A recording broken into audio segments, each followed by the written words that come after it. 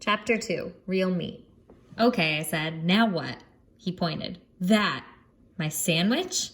You gonna eat peanut butter and jelly all your life? Why not, I said. I like it. I took another bite. He sneered. Yeah, right. I could see it now. You're in this big fancy restaurant with all these fancy big shot business people. And everybody orders their dinners. And the waitress comes to you and you go, duh, I'll have the peanut butter and jelly sandwich, please. Right, Morton. They're really gonna be impressed. So what am I supposed to be eating? He laid a sandwich on the table. He opened it up. Bologna? Meat, Morton. Meat. I eat meat, I told him. Real meat, Morton. Ever eat a steak? I thought about it. I don't know, maybe once. Ever eat a pork chop? A roast beef? A liver? I put my sandwich down. You're ruining my lunch. He looked proud. I ate a bite of liver last night. You're lying. Swear to God. You didn't get sick? Nope. How'd it taste? I shuddered at the thought.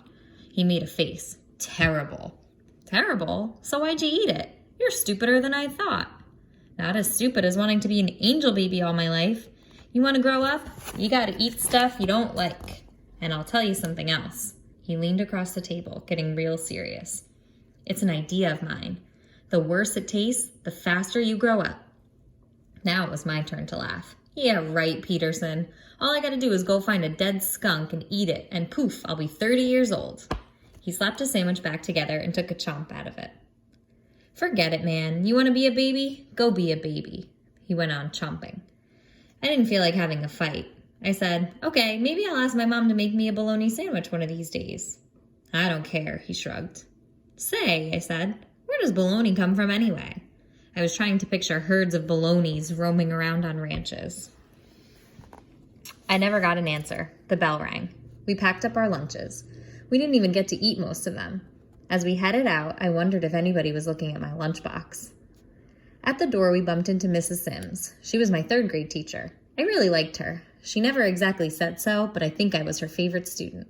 I hadn't seen her since school ended back in June. Suds Morton, she went. How's my big fourth grader? She held out her arms. One thing about Mrs. Sims, she gets physical. If she decides she wants to hug you, there's not much you can do about it. So I just walked into those arms and let them wrap around me. How are they treating you up there? She said. Well, the teacher's okay, I said. She backed off. She looked at me. You mean something's not okay? I felt squirmy. Well, it's not as much fun being a rat. At first she didn't understand. Then she got a big smile. Now don't be so glum. Before you know it, fourth grade will be over and you'll be, what's fifth grade? Monkeys, I told her. Of course, monkeys. You'll be a monkey. She hugged me again. She whispered, and don't forget, you'll always be an angel to me. She laughed and sent me on my way. In the hallway, I felt a hand on top of my head. Was Mrs. Sims following me? I turned. It was Gerald Willis, who was born a rat. His lips were puckered. They were making kissy noises at me. Ooh, little Sudsy, my little teacher's pet.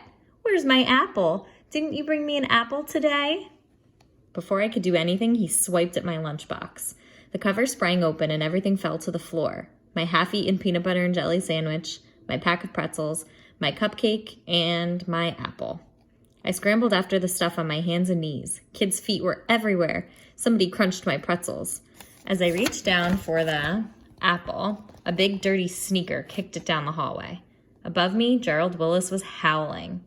I was the last one back to the room. I stashed my lunchbox and sat down. A note was waiting for me, from Joey. It said, swings after school. I looked over at him. I nodded.